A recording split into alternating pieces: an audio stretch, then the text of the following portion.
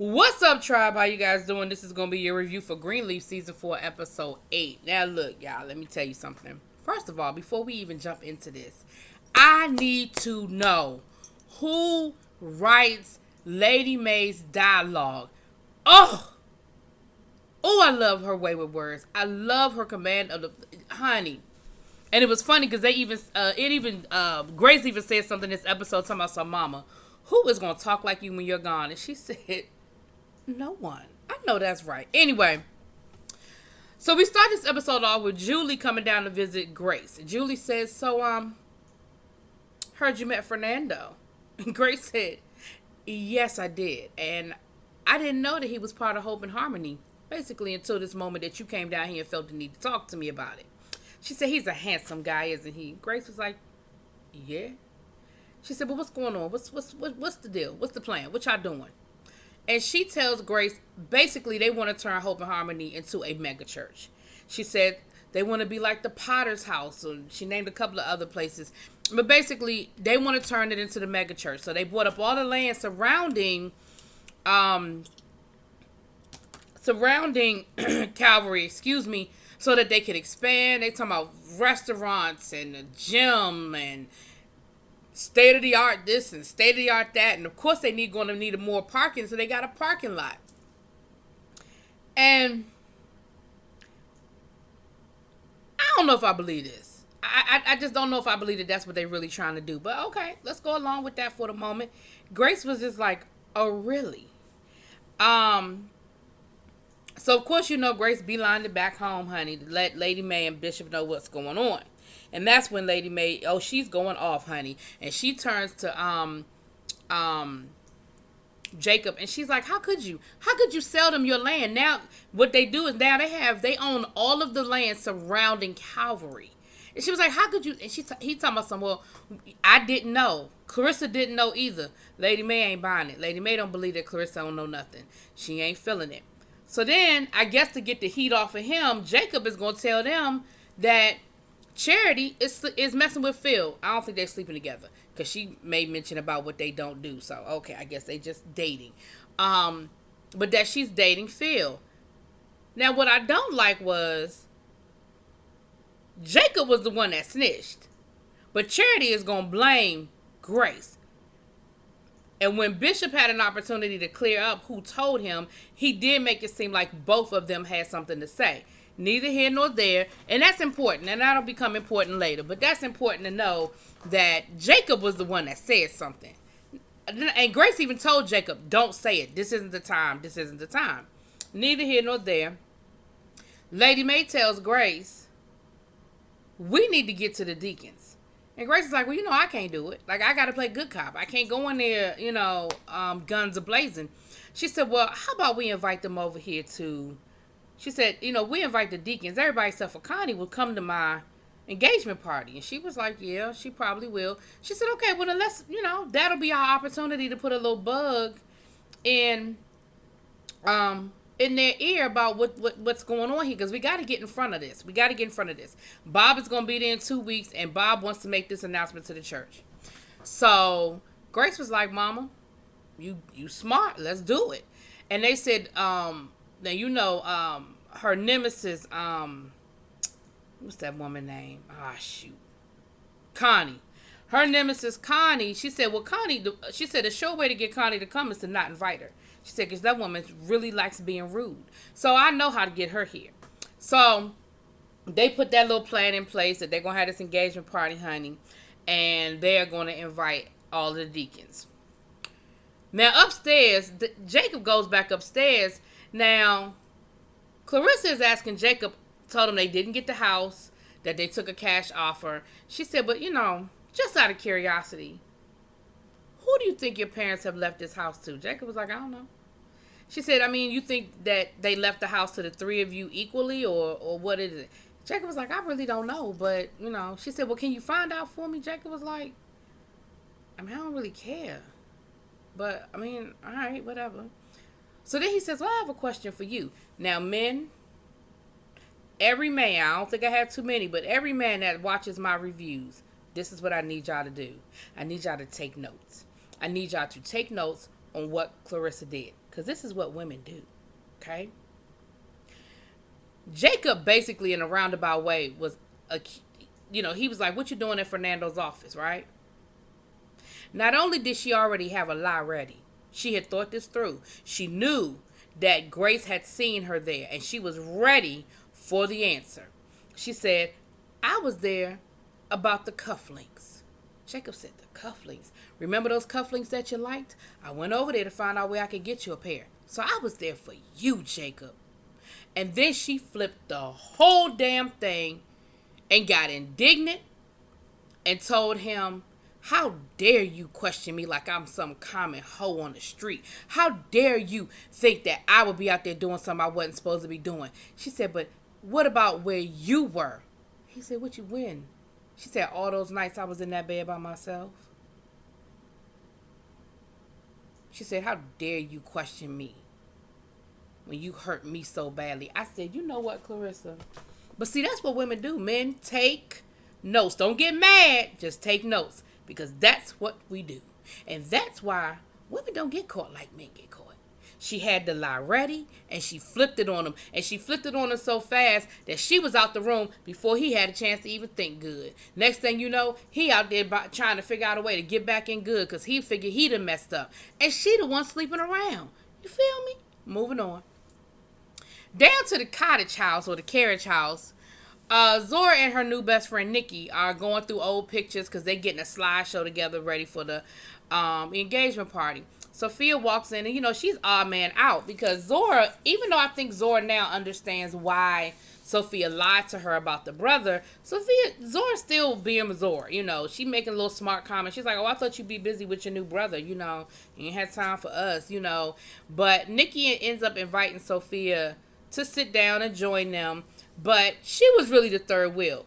And the way her and Zora used to, kiki and caca, shouts out to Jay the Nerd, on the couch and laugh and joke, Zora now has her friend Nikki to do this. Now, this is the question I have. How many bedrooms does this cottage house have? Because if Sophia is back and Nikki's living there and Zora is living there, and I understand that a cottage house on the grounds that big in the mansion that size, it could be a 3-4 bedroom guest house. I get that. But I just didn't get the impression that house was that big. But, okay, that's the kind of stuff I be thinking about. Maybe it's just me thinking. Neither here nor there. Back over to Calvary.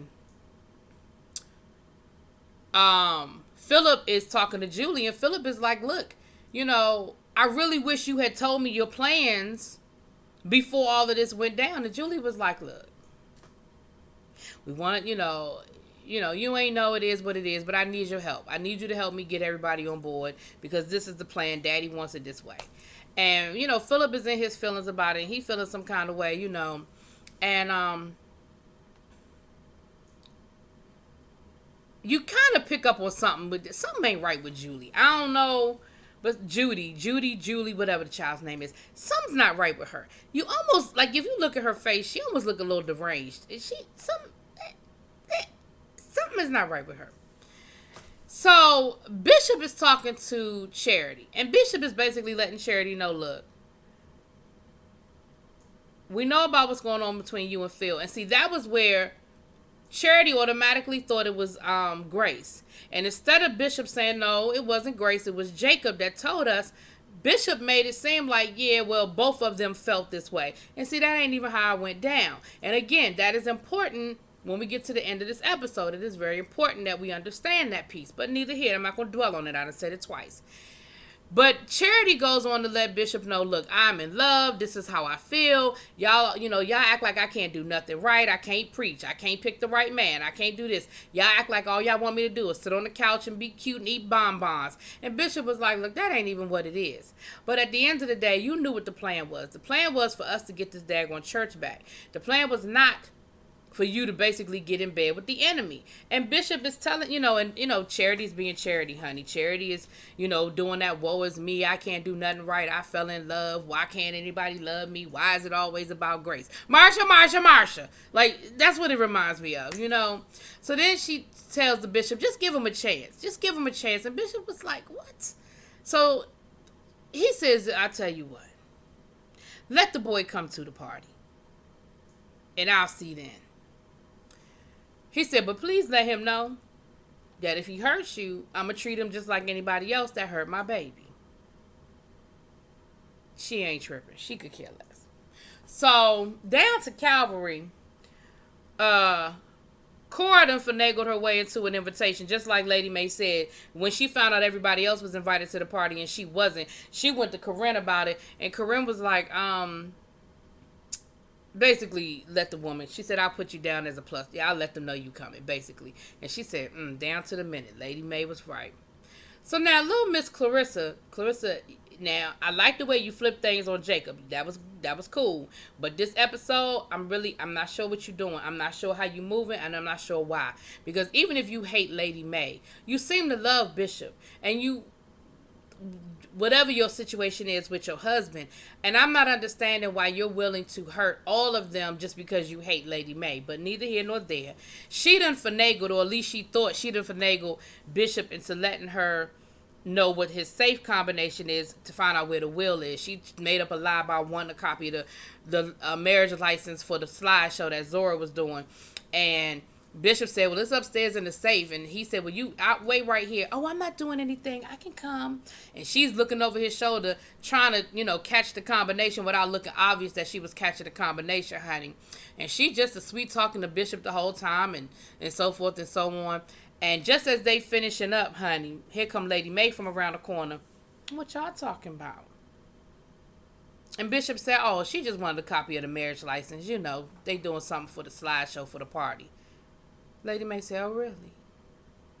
And you saw her look at the safe, and you saw her look back at Clarissa. And I knew then, I said, yeah, Lady Mae is on to you. I don't know if Lady Mae know what's up or what's going on, but Lady Mae is on to you. One, Lady Mae don't believe that you didn't know that Hope and Harmony own that property. That's number one. And number two, she watching you, boo. She on to you. Okay? So Jacob done got in his head that he want to try to get back in good with his wife, because like I said, she done flipped this thing on him so bad he don't even know it was flipped on him. That's how bad she done flipped that thing. And he goes to talk to what's the boy name? The basketball player. And he's talking to the guy. Look like he going to open up a restaurant or whatever. They always want to buy a house for their mama and open up a restaurant, but okay. And Jacob says, I think I came up with a way that you can get in good with the team without apologizing, because he's still benched and they want him to do this apology and he won't do it. So he comes up with an idea, and the boy was like, okay, yeah, let me hear. And he tells him, well, remember how much clout LeBron got for opening up that school? Well, what if you adopted a school here and took it under your wing, the positive publicity? And he was like, okay, that sounds good. What school? He said, well, any school of your choice. Jacob should have left it at that. But he said, or you could do, what is it, Excellence Academy. And the boy knew immediately. He said, that's your wife's school, right? The wife who ain't never at her school, running her school, but okay, she got time to do everything except for run. Okay, but yeah, that school. He said, see, you just like everybody else. He said, you know what? I thought you were different. I was getting ready to sit here and pray for you, but you got your hand out just like everybody else. And so, of course, now Jacob is looking, he feeling bad because he really was trying to work with this guy. And he was trying to, and he even told him, he said, look, man, I was trying to get back in good with my wife. I thought it would be a 2-for-1. Like, he told him what was up. But at that point, you lost him, and he just see you now as another user, somebody that just wants something from him. So, I don't know if he'll be able to get him back on his side, but you kind of messed that one up, Jacob. Now, Charity then went to talk to Phil and told Phil, look, the family knows what's up. And Phil, you could tell Phil wasn't happy about that. He was like, you told him? And she said, look, Grace told him, but it don't matter. And again, she's thinking Grace. She said, but you were invited to the party. And he was like, all right, well, I'm not really sure that that's what I want to do. He said, I'm really trying to figure out. And this is where, last week, y'all remember I was kind of on the fence with Phil last week. Remember? I was kind of on the fence with him. But he done proved to me who he really is. He's a scoundrel. And he said, I really need to figure out this thing here with Grace, you just won't let me use that tape. I mean, I really need to use that recording. And she was like, no, not yet. No, we can't use the recording. She said, but, he said, well, at the end of all of this, I ain't gonna have nothing to show for it except for a girlfriend. She was like, excuse me? Well, if I'm not good enough, then you can go ahead and roll on. He said, no, I ain't mean it like that. Yeah, you did. That's exactly how you meant it. And you really don't care about having a girlfriend. But neither here nor there. But he agrees to come to the party, honey. But you could see his main priority was getting that recording, and I'll give him credit that he's at least waiting for Charity's permission, because I really thought he was just gonna send it anyway. But I will give him credit that he waited. But anyway, so Judy then rolled up on Grace again and said, look, so I hear your parents are having a little party.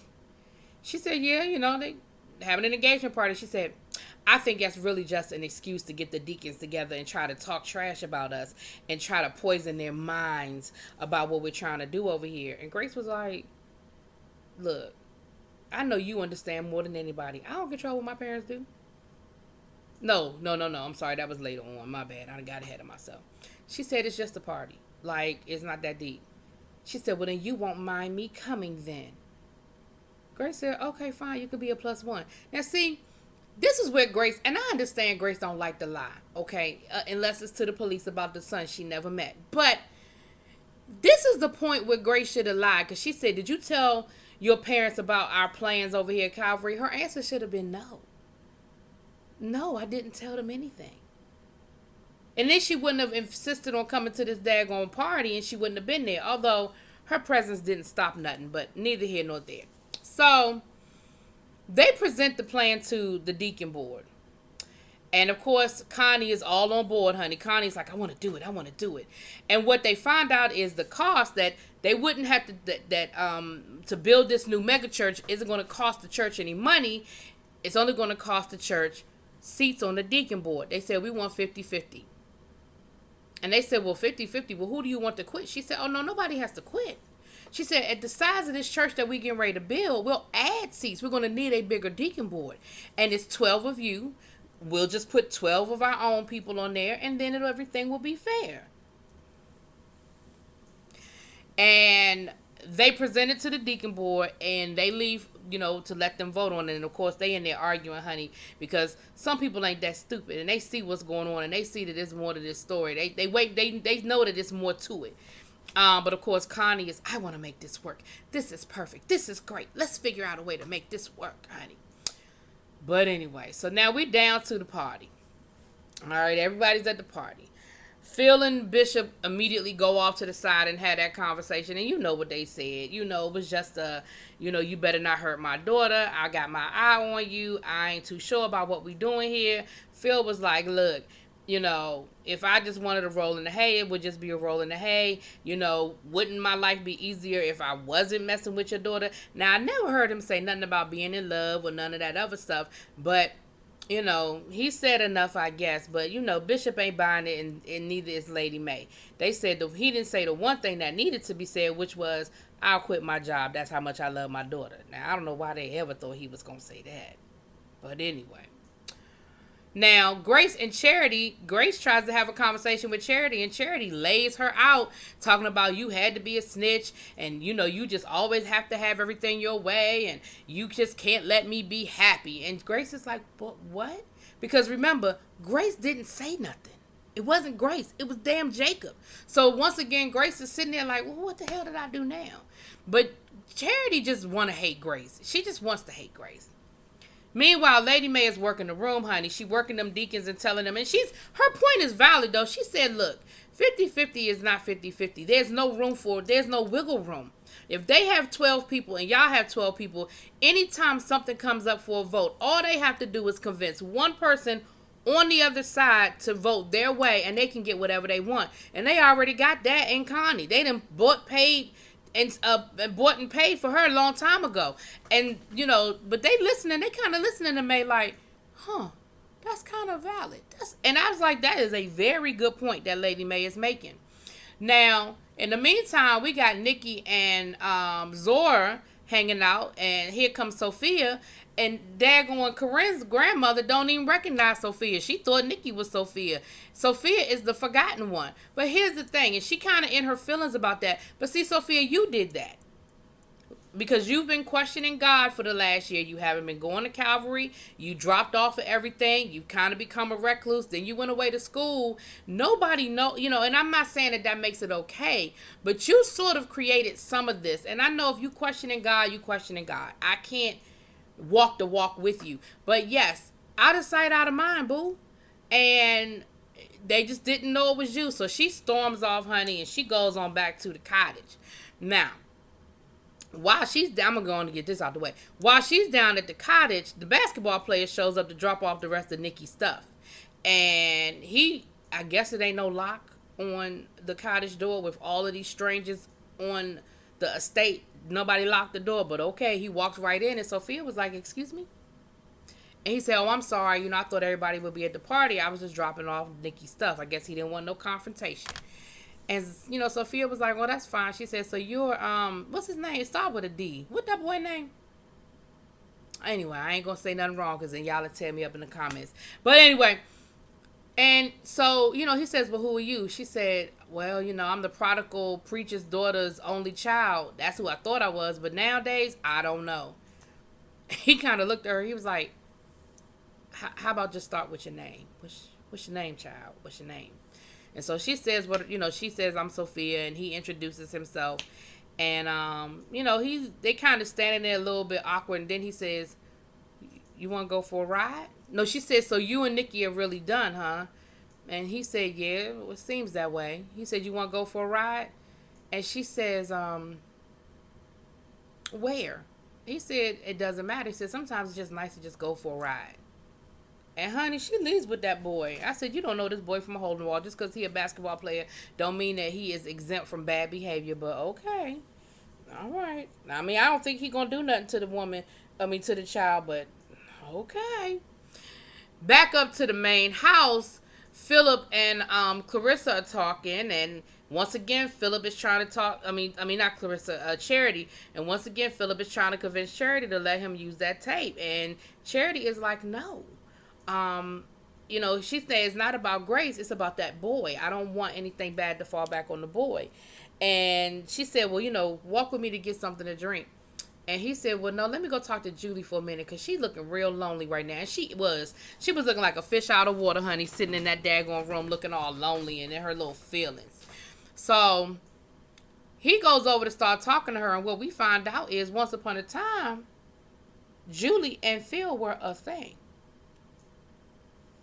And he said, "Well, it's different. I care about her." She said, "Oh, like you used to care about me?" She said, "Oh, but we don't talk about that, do we? We don't bring that up." And just as they were having this conversation, Bishop and Lady Mae pull everybody together so they could talk and address their crowd. So Bishop hands it over to Lady Mae, and honey, Lady Mae gives a mini sermon on how things are not 50-50. She said in a 50-50 relationship, there's no room for wiggle room. There's no room to grow. There's no room for movement. She said, even in this marriage won't be 50-50. It's going to be whatever God wants it to be. But please understand that no relationship, whether it be a business, whether it be any other type of relationship. And when she said business, she looked over at Phil. She said no other relationship will be 50-50. Honey, that daggone Julie got mad. She looked at Phil. She said, "Let's go." Honey. Now, while all this is going on, little Miss Sneaky ass Clarissa done snuck herself upstairs to try to get in that safe, honey. And I knew then. I said, she going to open up that safe and it's going to be empty. And guess what? It was. It wasn't a damn piece of lint in that safe. Now, at that point, you should know that somebody know you up to something. Because earlier that day or the day before, that safe was full. Now, what it was full of everything. Because Bishop said that the will was in there. So, of course, now Clarissa's pissed off, honey. And when it was over, so as the party is winding down, Philip is outside with Julie while she's waiting for her car. And she tells Philip, she said, well, this is basically a shit show.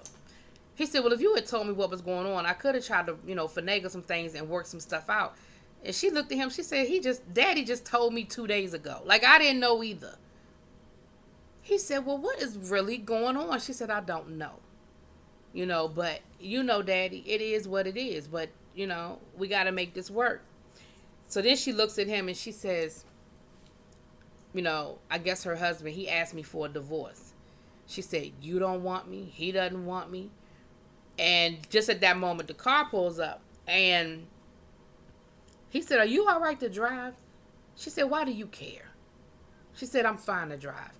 Now, in that moment, what I thought, and I don't want to think negative or think, but what I thought was, now Sophia and the basketball player just took off driving. And now she's taking off driving. And Phil asked her, well, are you okay to drive? Made me think, I said, please don't let these two get ready to be headed for some sort of accident, some sort of run-in. But nothing happened, because I just knew that's how this episode was going to end, was them in a car accident. But it didn't, at least not at the end of this episode. Because we in the episode, it's the next day, so I guess nothing happened, honey. So the next day, Julie comes barging into Grace's office, and she says, I was right. That party was nothing but an excuse for y'all to poison the deacon boy. And that's when Grace said, look, I don't have to tell you that I don't have no control over nothing my parents do. And she said, well, Grace, I didn't want to say this, and not even Phil knows what it is, but we want you to be in charge of this new megachurch. It's you. It's not Phil. No more interim. You're in charge. And I mean, Grace ain't stupid. Grace knows it's just a ploy to get her to support the plan. And she looked at her. She said, well, aren't you just full of surprises? I said, Grace knows what's up. She ain't stupid. At least I hope not. Now back over to the house. I'm sorry, I missed this part. But back over to the house, Bishop goes to talk to Charity. And basically, Bishop tells Charity, look, we do not approve of this relationship, but you grown, you do what you do, you know what you're getting yourself into. But can you just hold on until Grace is back in charge of the church? Honey, you could have knocked Charity over with a 10-foot pole. Charity said, Grace. Bishop said that's always been the plan. Like, don't get brand new. The plan has always been to do what we have to do in order to get the church back. And you are literally sleeping with the enemy. Like, don't get mad. And, he said, well, I hope in the morning, you'll see things differently, or cooler heads will prevail, or whatever he said to her. And she said, yeah, no, that's not going to happen. So, honey, she went trisping into, I said trisping. I don't know if that's a word. But she went running up in the Philip's office first thing the next morning and told him, use the tape. I don't give a damn what you do. What's that woman's name? Grace has to pay. I'm sick of this, and I'm sick of her. And so she gave Philip permission to use that tape, honey. It's about to be on and popping. Last but not least, I still forgot this part. Connie then rolled up on Lady May, honey, and told Lady May, I see you. I heard you was down at that daggone meeting telling all your family business, and how we telling all these stories about your father. Now, how we know they supposed to be true? He ain't here to defend himself. She said, Lady May said, you really think I would lie about something like that? She said, I don't know. I don't put nothing past you. Lady May put her ass out her house and said, go with God, honey. Go with God. So anyway, this is where we end up, y'all. Y'all know it's only 2 more new episodes, I believe, before the end of the season. So we got to see how this thing is gonna roll out, honey. But that's what it was. Y'all let me know what y'all think. Drop it in them comments. Peace.